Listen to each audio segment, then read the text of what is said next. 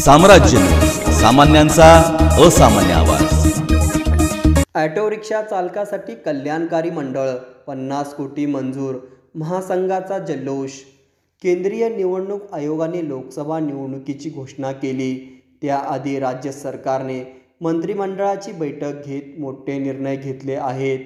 बैठकीत राज्य सरकारने 17 मोठे निर्णय घेतले आहेत। त्यापैकी एक म्हणजे ऑटो रिक्षा चालकासाठी कल्याणकारी मंडळाला 50 कोटी अनुदान देण्याचा निर्णय घेतला आहे। या निर्णयाचा वाहतूक संघटना संयुक्त महासंघाचे प्रदेशाध्यक्ष रियाद सय्यद यांनी स्वागत केले आहे। मात्र राज्य शासनाने ऑटो रिक्षा टॅक्सी चालकासाठी कल्याणकारी मंडळाला फक्त 50 कोटी रुपये निधी देऊन अकडता हात घेतल्याची नाराजी व्यक्त केली आहे। वाहतूक संघटना संयुक्त महासंघ गेल्या 7 वर्षापासून ऑटो रिक्षा चालकासाठी कल्याणकारी मंडळ स्थापन करण्यासाठी शासन दरबारी पाठपुरावा करत आहे। ऑटो रिक्षा चालकाचे जीवनमान उंचावण्यासाठी वाहतूक संघटना संयुक्त महासंघाने अनेक वेळा आंदोलने करून राज्य शासनाला कल्याणकारी मंडळ स्थापन करण्यास भाग पाडले।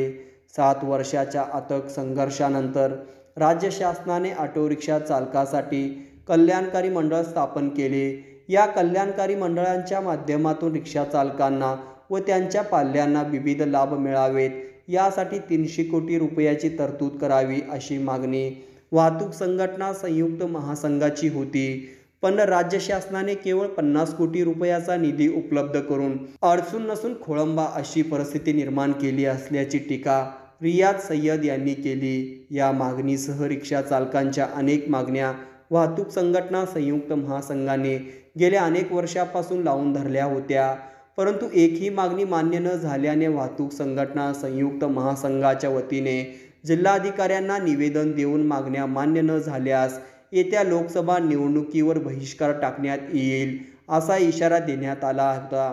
अशातच राज्य शासनाने 50 कोटी निधीची घोषणा करून एक प्रकारे रिक्षा चालकांना थोडा का होईना दिलासा मिळाला आहे।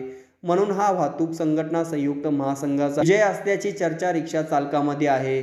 म्हणून सोलापुरातील ऑटो रिक्षा चालकांनी वाहतूक संघटना संयुक्त महासंघाचे प्रदेश अध्यक्ष रियाद सय्यद यांचा सत्कार करून आनंद साजरा केला।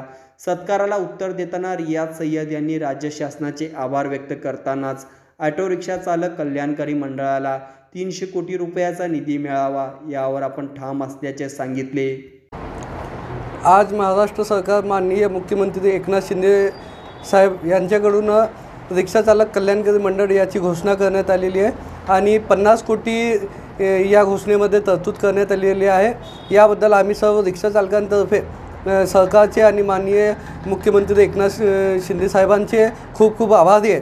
तसेच महासंघाने वाहतूक संघटना संयुक्त महासंघाने गेल्या 7 वर्षापासून या कल्याणकारी मंडळासाठी सतत लढा घेतलेला आहे आणि संघर्ष केलेला आहे। याचबरोबर सर्व चालकांनी महासंघासोबत या लढ्यामध्ये सामील झालेले आहे। आज त्या लढ्याला यश मिळालेलं आहे, परंतु एक खंत आम्हाला व्यक्त करण्याची आज गरज आहे की वाहतूक संघटना संयुक्त महासंघाची मागणी कल्याणकारी महामंडळासाठी 300 करोड रुपयाची होती, तर एकनाथ शिंदे साहेबांनी फक्त 50 कोटी रुपये देऊन रिक्षा चालकांवर एकतर्फे थोडीशी कमतरता दाखवलेली आहे। त्याबद्दल आम्ही माननीय मुख्यमंत्री साहेबांना पुन्हा एकदा निवेदन करतो की आणि त्यांना एक विनंती करतो की आपण या कल्याणकारी मंडळाला 300 कोटीचे तरतूद करावी आणि सर्व रिक्षा चालकांवर न्याय करून द्यावा अशी नम्र विनंती आहे। आणि आज जे त्यांनी कल्याणकारी मंडळाची घोषणा केलेली आहे त्याबद्दल आम्ही सर्व रिक्षा चालकांतर्फे